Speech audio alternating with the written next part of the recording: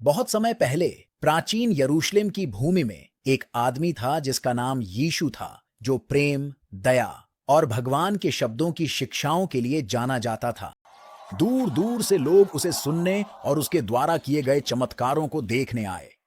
हालांकि हर कोई यीशु को अच्छाई की शक्ति के रूप में नहीं देखता था। शहर के कुछ नेता और शिक्षक उसकी बढ़ती प्रभावशालीता और उसके द्वारा कहे गए सत्य से खतरा महसूस करने लगे। उन्होंने उसे गिरफ्तार करने की साजिश रची, उसके द्वारा लाए गए बदलाव से डरते हुए। यीशु के एक शिष्य यहूदा, जो भ्रम और डर से प्रेरित था, ने 30 चांदी के टुकड़ों के लिए यीशु को धोखा देने पर सहमति जताई।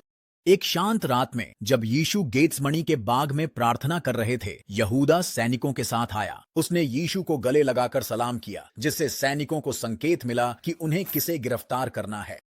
यीशु को उच्च याजक के पास ले जाया गया, जहां उसे आरोपों और झूठे गवाहों का सामना करना पड़ा। अपनी निर्दोषता के बावजूद नेताओं ने तय किया कि यीशु एक खतरा है जिसे समाप्त करना होगा। उन्होंने उसे पोंटियस पिलाट, रोमन गवर्नर के पास ले जाया, यह उम्मीद करते हुए कि वह यीशु की मृत्यु का आदेश देगा। पिलाट ने यीशु से सवाल किया, लेकिन उसे सजा देने का कोई कारण नहीं मिला।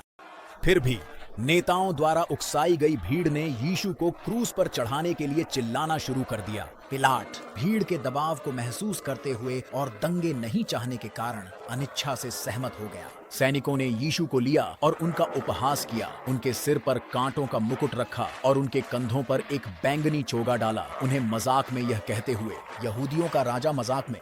उन्होंने उसे सड़कों के माध्यम से उसके पीठ पर एक भारी लकड़ी के क्रूस के बोझ के साथ एक स्थान पर ले जाया, जिसे गोलगोथा कहा जाता है, जिसका अर्थ है खोपड़ी का स्थान। वहां उन्होंने यीशु के हाथों और पैरों को क्रूस पर कील से ठोक दिया और उसे ऊंचा उठा दिया। जब वह वहां लटका हुआ था, अकल्पनीय दर्द में यीशु ने उन लोगों के लिए क्षमा की प्रार्थना की जिन्होंने उसके साथ गलत किया, अपने दुख में भी करुणा दिखाते हुए। घंटों तक यीशु क्रूस पर जलती धूप के नीचे लटके रहे, कुछ वफादार अनुयायियों और अपनी मां के चारों ओर जो टूटी हुई दिलों के साथ देख रहे थे। आखिरकार यीशु ने पुकारा, यह पूरा हुआ, और उसने अपनी आखिरी सांस ली। आसमान अंधेरा हो गया और धरती कांप उठी, जैसे कि भगवान के पुत्र के नुकसान का शोक मना रही हो। यीशु का शरीर उनके अनुयायियों द्वारा क्रूस से उतारा गया। उन्होंने उसे लिनन में लपेटा और एक कब्र में रख दिया, जिसे एक बड़े पत्थर से सील कर दिया गया। बाहर पहरेदार लगाए गए ताकि कोई भी उसका शरीर चुरा न सके। 3 दिन बाद कुछ चमत्कारिक हुआ। यीशु का अनुसरण करने वाली महिलाएं उसके कब्र पर गईं, लेकिन उन्हें पत्थर हटा हुआ और कब्र खाली मिली। एक फरिश्ता उनके सामने आया और कहा, डरो मत, क्योंकि मैं जानता हूं कि तुम यीशु की तलाश कर रहे हो, जिसे